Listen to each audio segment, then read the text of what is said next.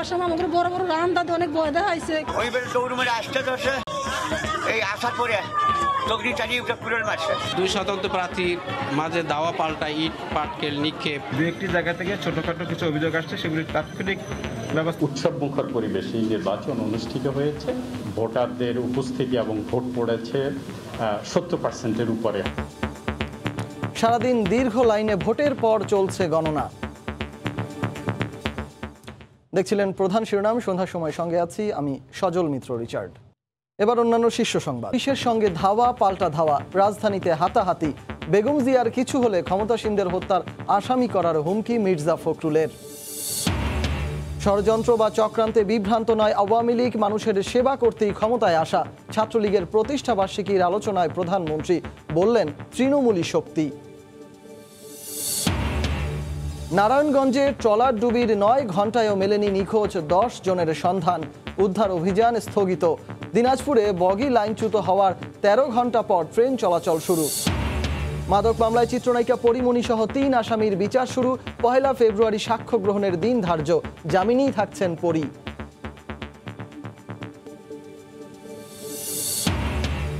এবং করোনা সংক্রমণ বাড়ছে মানে দেশে নতুন ভ্যারিয়েন্ট আছে, এখনই সময় সতর্ক হওয়ার, জানালো স্বাস্থ্য অধিদপ্তর।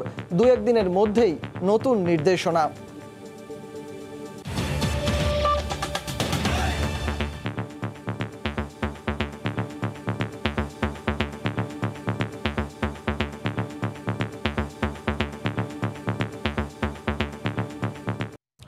এদিকে ইউপি নির্বাচনের সহিংসতায় 6 জনের মৃত্যুর দায় প্রার্থীদের নিতে হবে বলে মন্তব্য করেছেন নির্বাচন কমিশন সচিব।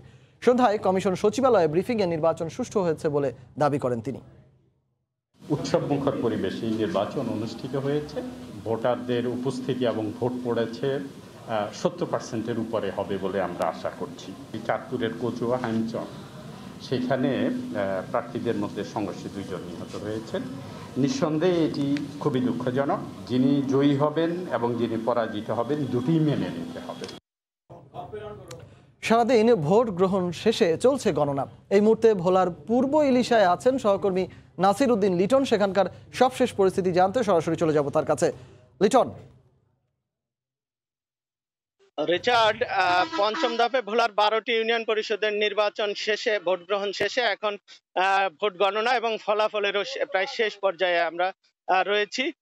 ভোলার নির্বাচনের আজকের যে অবস্থা, সেটা শেষ বিকেলে পুরোটাই সহিংসতার খবর আমরা বিভিন্ন দিক থেকে পাচ্ছিলাম।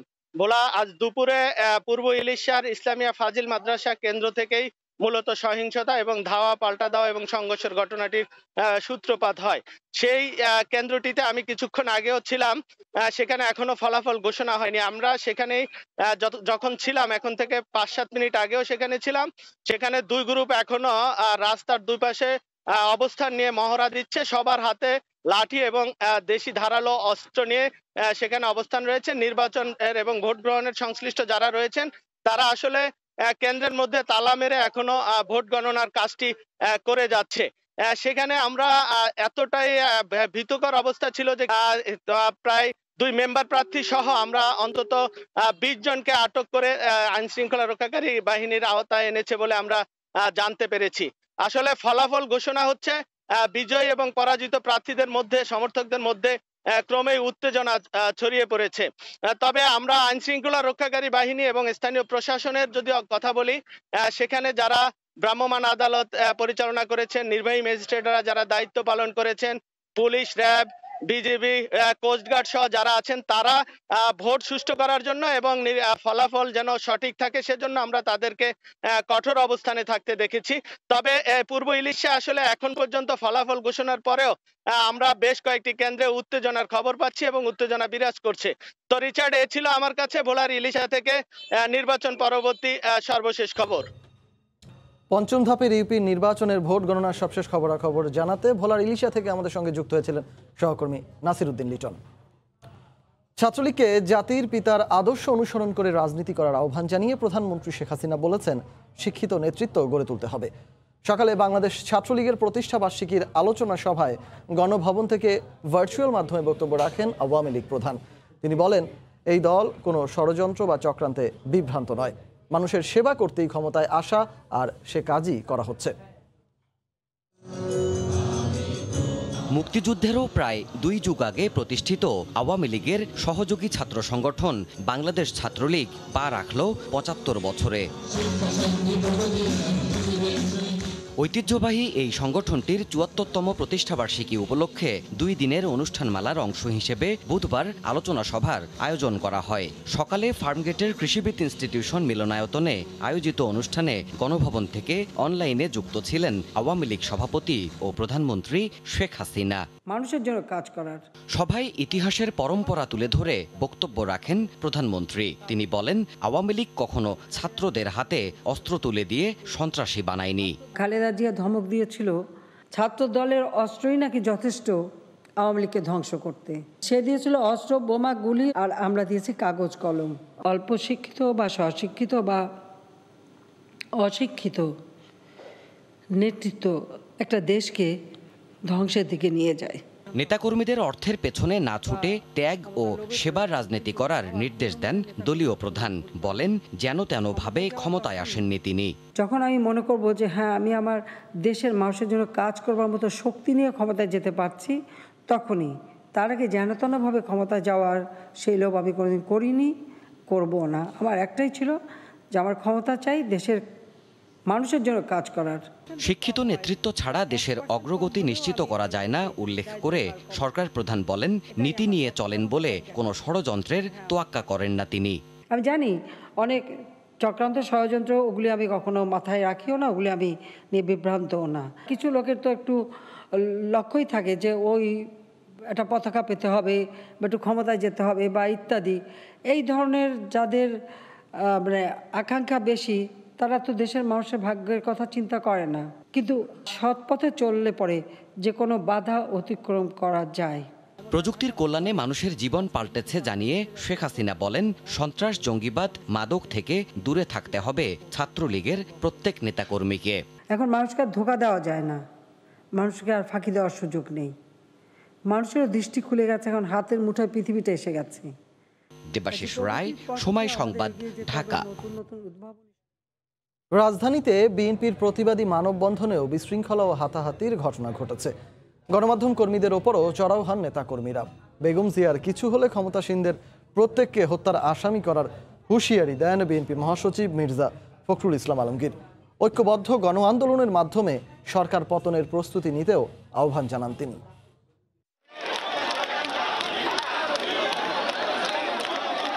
বিশৃঙ্খলা, উত্তেজনা আর হাতাহাতির মধ্য দিয়ে জাতীয় প্রেস ক্লাবের সামনে বুধবার সকালে কর্মসূচি শুরু করে বিএনপি। তাদের রোষানল থেকে রক্ষা পাননি গণমাধ্যম কর্মীরাও। দলের মহাসচিবের বারবার অনুরোধের পরও বেশ কিছুক্ষণ চলে উত্তেজনাকর সেই পরিস্থিতি। 2014 সালের 5 জানুয়ারি 10ম জাতীয় সংসদ নির্বাচনের দিনটিকে স্মরণ করে এর প্রতিবাদে বিএনপির মানববন্ধন শুরু হলে প্লাকার্ড হাতে স্লোগানে নগরীর বিভিন্ন স্থান থেকে মিছিল নিয়ে আসতে থাকেন নেতাকর্মীরা। প্রধান অতিথির বক্তব্যে দলের মহাসচিব অভিযোগ করেন, একদলীয় শাসন ব্যবস্থা প্রতিষ্ঠা করতেই ক্ষমতাসীনরা জনগণের ভোটাধিকার হরণ করেছে। তত্ত্বাবধায়ক সরকারকে বাতিল করে দিয়ে তারা দলীয় সরকারের অধীনে নির্বাচনের ব্যবস্থা করেছে। তার নায়ক ছিলেন তৎকালীন প্রধান বিচারপতি খায়রুল হক। যদি ভবিষ্যতে কোনোদিন সত্যিকার অর্থেই জনগণের সরকার আসে, গণতন্ত্রের সরকার আসে, তাহলে বিচারপতি খায়রুল হকের বিচার হবে গণতন্ত্রকে হত্যা করার জন্য। বেগম জিয়ার বিদেশে চিকিৎসার ইস্যুতে তিনি হুঁশিয়ারি দিয়ে বলেন, বিএনপি নেত্রীর কিছু হলে ক্ষমতাসীনদের কাউকেই ছাড় দেওয়া হবে না। রাজনৈতিক প্রতিহিংসার কারণে দেশনেত্রীকে বিদেশে চিকিৎসার জন্য যেতে দিচ্ছে না।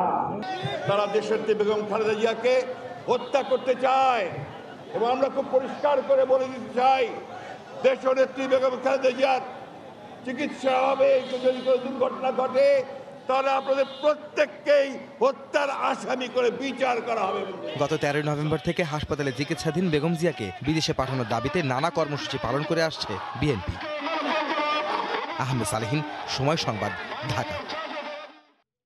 দিনাজপুরের পার্বতীপুরে রেল লাইনে বগি লাইনচ্যুত হওয়ার 13 ঘন্টা পর ট্রেন চলাচল শুরু হয়েছে। বিকেলে লাইনচ্যুত হওয়া বগিগুলো উদ্ধারের পর ট্রেন চলাচল শুরু হয়। এর আগে ভোরে দাঁড়িয়ে থাকা বিকল ড্রাম ট্র্যাকে দোলন চাপা এক্সপ্রেস ট্রেনের ধাক্কায় 5টি বগি লাইনচ্যুত হয়। এ সময় ট্রেনের চালক সহ 3 জন আহত হন। বুধবার ভোর 4টার দিকে বিকট শব্দে বালু বোঝা একটি ড্রাম ট্রাকের সাথে সংঘর্ষ হয় পঞ্চগড়গামী দোলনচাঁপা এক্সপ্রেস ট্রেনটির। এতে দুমড়ে মুচড়ে যায় ট্রাকটি, আর ইঞ্জিন সহ ট্রেনের 5টি বগি লাইনচ্যুত হয়। 2টি বগি উল্টে পাশের ফসলের খেতে যেয়ে পড়ে। প্রত্যক্ষদর্শীরা জানায় বালুবাহী 14 চাকার ড্রাম ট্রাকটি রেললাইন পার হওয়ার সময় বিকল হয়ে পড়ে। এ সময় দোলনচাঁপা এক্সপ্রেস খালি ট্রেনটি পার্বতীপুরে জশাই মোড় সংলগ্ন 6 নম্বর রেল গেটে পৌঁছালে এই দুর্ঘটনা ঘটে। এলাকাবাসীর অভিযোগ, গেটম্যানের অবহেলার কারণেই এই দুর্ঘটনা ঘটেছে। হঠাৎ একটা বিকট শব্দ,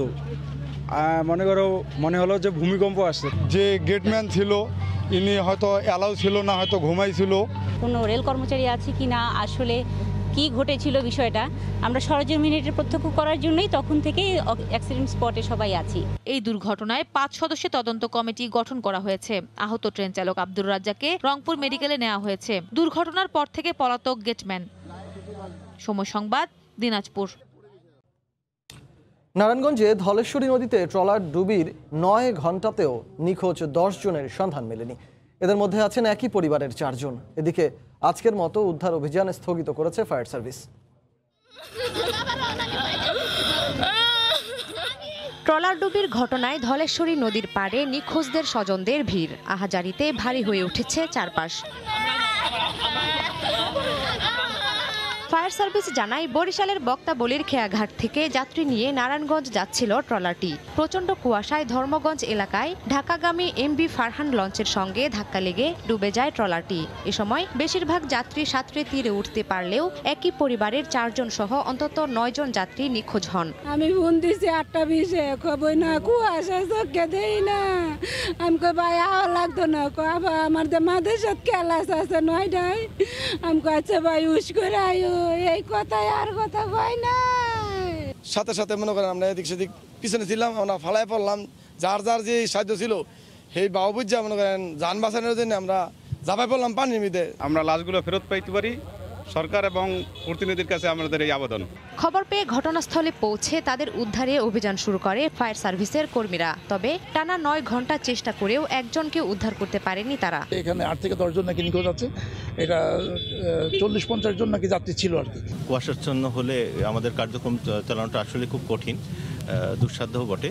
তো আমরা অনুকূল পরিবেশে আমরা আমাদের কার্যক্রম অব্যাহত রাখব। ট্রলারের যাত্রীদের মধ্যে বেশিরভাগই পোশাক কারখানার শ্রমিক বলে জানা গেছে। সময় সংবাদ, নারায়ণগঞ্জ। করোনা সংক্রমণের ঊর্ধ্বগতি ঠেকাতে স্বাস্থ্যবিধির নির্দেশনা 2-1 দিনের মধ্যেই প্রজ্ঞাপন আকারে জারি হবে। রাজধানীতে এক অনুষ্ঠান শেষে স্বাস্থ্য সচিব কথা জানান। নতুন ঢেউ ঠেকাতে এখনই পদক্ষেপ না নিলে বছর জুড়ে চড়া মূল্য দিতে হবে বলে মনে করছে স্বাস্থ্য অধিদপ্তর। বিশ্বজুড়ে ক্রমেই ভয়ঙ্কর রূপ নিচ্ছে করোনা পরিস্থিতি। ওমিক্রনের দাপটে বিপর্যস্ত ইউরোপ, আমেরিকা সহ পার্শ্ববর্তী দেশ ভারতও। এরই মধ্যে উকি দিচ্ছে নতুন ধরনের শঙ্কা। এমন অবস্থায় দেশে আবারও বাড়ছে করোনা সংক্রমণ। বুধবার রাজধানীতে এক অনুষ্ঠান শেষে স্বাস্থ্য সচিব জানান, শিগগিরই নতুন বিধিনিষেধ প্রজ্ঞাপন আকারে প্রকাশ পাচ্ছে। প্রজ্ঞাপন তো যে কোনো সময় পেয়ে যাবেন। গণপরিবহনের যে সিট আছে তার 50%-এর কথা বলছে, এবং আমরা যারা হোটেল রেস্টুরেন্টে থাকবে সেখানে সকলের কার্ড দেখাতে হবে, এবং ভ্যাকসিনেটেড কার্ড, ডাবল ভ্যাকসিনেটেড, এবং এটার জন্য সার্কুলার আসবে। আগামী 2 মাস সংক্রমণের লাগাম টানতে না পারলে পরবর্তীতে চড়া মূল্য দিতে হবে বলেও জানায় স্বাস্থ্য অধিদপ্তর। আমরা যে যতভাবেই বলি প্রেডিক্ট কিন্তু করতে পারছি না। তা আলটিমেট সলিউশন কিন্তু একটাই, আমাদেরকে সুরক্ষিত রাখবার জন্য ভ্যাকসিনেট করা এবং মাস্ক ব্যবহার করা। এদিকে আরেক অনুষ্ঠান শেষে অধিদপ্তরের অতিরিক্ত মহাপরিচালক সেব্রিনা ফ্লোরা জানান, যারা 2 ডোজ নিয়ে বুস্টারের মেসেজ পেয়েছেন তারা চাইলে ঢাকার বাইরে থেকেও বুস্টার ডোজ নিতে পারেন।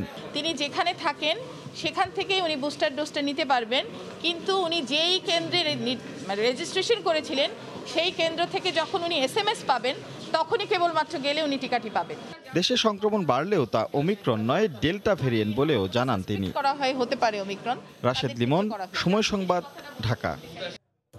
মাদক মামলায় চিত্রনায়িকা পরিমণি সহ 3 আসামির বিরুদ্ধে বিচার শুরুর আদেশ দিলেন আদালত।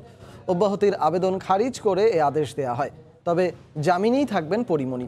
এদিন নিজেকে নির্দোষ দাবি করেছেন এই চিত্রনায়িকা। রাষ্ট্রপক্ষ বলছেন, অপরাধ প্রমাণিত হলে সর্বোচ্চ সাজা 5 বছর কারাদণ্ড হতে পারে পরিশ। মাদক মামলার অভিযোগ গঠনের শুনানির দিন ধার্য থাকায় বুধবার সকাল 10:30টার দিকে আদালতে হাজির হন চিত্রনায়িকা পরিমণি। সঙ্গে ছিলেন অপর 2 আসামি কবির ও দীপু। বেলা 11টার দিকে শুরু হয় শুনানি। তার বিরুদ্ধে আনা অভিযোগ পড়ে শোনান রাষ্ট্রপক্ষের আইনজীবী, চান বিচার শুরুর আদেশ। অন্যদিকে পরীর আইনজীবী পাল্টা অব্যাহতি এবং জামিন চান। শুনানির শেষ পর্যায়ে অভিযোগের বিষয়ে পরিমণির কাছে জানতে চান বিচারক। এ সময় নিজেকে নির্দোষ দাবি করেন তিনি। পরে আদালত বিচার শুরুর আদেশ দেন। খারিজ করে দেয়া হয় অব্যাহতির আবেদন, তবে মঞ্জুর করা হয়েছে জামিন। রাষ্ট্রপক্ষের আইনজীবী জানান, অভিযোগের সত্যতা রয়েছে। প্রমাণিত হলে সর্বোচ্চ 5 বছরের কারাদণ্ড হবে এই চিত্রনায়িকার। যেহেতু তার কাছ থেকে এই মাদকগুলো উদ্ধার হয়েছে, তার দেখানোর মতো এবং তার উপস্থিতিকে জব্দ করা হয়েছে, অতএব সে এই ঘটনার সাথে তার সম্পৃক্ততা আছে এবং তাদের বিরুদ্ধে এই মামলায় সর্বোচ্চ শাস্তি যেটা আছে 5 বছরের মতো শাস্তি আছে। আসামি পক্ষের আইনজীবীর দাবি, প্রভাবশালী একটি চক্রের যোগ সাজসে ফাঁসানো হয়েছে পরিমণিকে। এই মামলাটি মূলত প্রভাবশালী চক্রের ষড়যন্ত্রে পরিমণিকে সাজানো নাটকের মতো করে সম্পৃক্ত করা হয়েছে। তো আমরা মনে করি যে পরিমণির মতো একটি মেয়েকে এই মামলার দায় হতে এই জন্য অব্যাহতি দেওয়া প্রয়োজন। গত 4 আগস্ট রাজধানীর বনানীর বাসা থেকে পরিমণিকে গ্রেফতার করে র্যাব। এই মামলায় 27 দিন জেল খাটেন ঢাকায় চলচ্চিত্রের আলোচিত এই নায়িকা। আফজার হোসেন, সময় সংবাদ, ঢাকা। খুলনা বিজ্ঞান ও প্রযুক্তি বিশ্ববিদ্যালয়ের শিক্ষক অধ্যাপক ডক্টর সেলিম হোসেনের মৃত্যুর ঘটনায় কুয়েট শাখা ছাত্রলীগের সাধারণ সম্পাদক সহ 4 শিক্ষার্থীকে আজীবন বহিষ্কার করা হয়েছে। আরও 44 শিক্ষার্থীকে বিভিন্ন মেয়াদে শাস্তি দেওয়া হয়েছে। দুপুরে কুয়েটে সিন্ডিকেটের জরুরি সভায় এ সিদ্ধান্ত নেওয়া হয়। এছাড়া 22 শিক্ষার্থীর ক্ষেত্রে ফের কোনো অপরাধের প্রমাণ পাওয়া গেলে 1 শিক্ষাবর্ষ বহিষ্কার করা হবে। এছাড়া 10 শিক্ষার্থীকে 10,000 টাকা জরিমানা করা হয়েছে। দেখছেন সন্ধ্যার সময়। ওমিক্রনে আক্রান্ত হয়ে ভারতে প্রথম একজনের মৃত্যু হয়েছে বলে জানিয়েছে দেশটির কেন্দ্রীয় স্বাস্থ্য মন্ত্রণালয়। বার্তা সংস্থা পিটিআই এর খবরে বলা হয়, ওই ব্যক্তির দেহ থেকে নমুনা সংগ্রহ করে জিনোম সিকোয়েন্স করে জানা যায় তিনি ওমিক্রনে আক্রান্ত ছিলেন। 31 ডিসেম্বর রাজস্থানের উদয়পুরের একটি হাসপাতালে তিনি মারা গেলেও বুধবার বিষয়টি নিশ্চিত করা হয়। গত 15 ডিসেম্বর পরীক্ষায় লক্ষ্মী নারায়ণের দেহে করোনা ভাইরাস শনাক্ত হয়। তারপর থেকে তিনি হাসপাতালে ভর্তি ছিলেন।